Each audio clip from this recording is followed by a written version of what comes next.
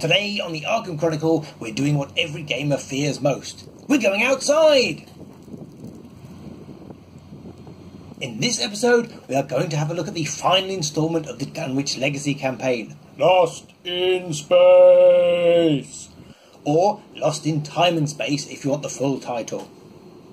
The conclusion of this storyline is so exciting that you're probably going to need an ambulance. It is even more exciting than being run over by a train, although for technical reasons we're not going to put that to the test.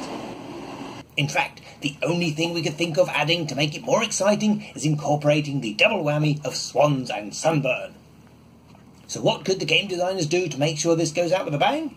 They could add a new type of chaos token, they could smuggle in a bonus character, add some new keywords or mechanics, or even upgrade Lee to Chantler.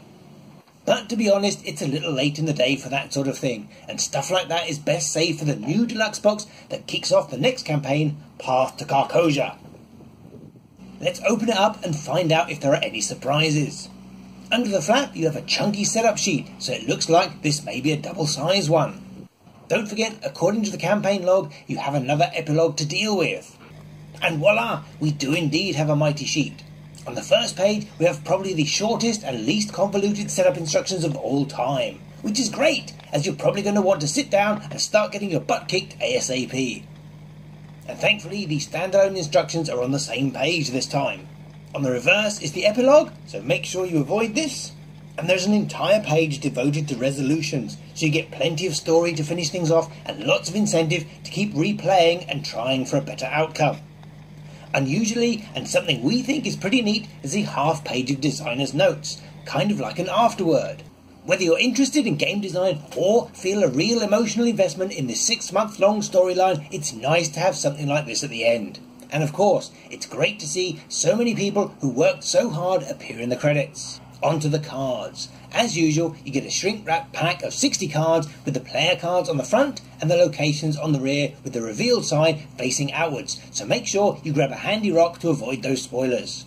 Looking at the cards, we can see that the Guardian class gets 3 cards in this pack and all the other classes get 2. And you can see some familiar cards are getting an upgrade. There is a neutral card and it's quite a powerful one. It's definitely not a story asset as there's no story asset symbol. Plus it has a player back, so you can spend your XP and get it straight away. The Red Glove Man is the last player card, and there are definitely no story assets in this set. What would the point be, as you're all going to die? Or worse, the next card is number 13 of 36, or 323.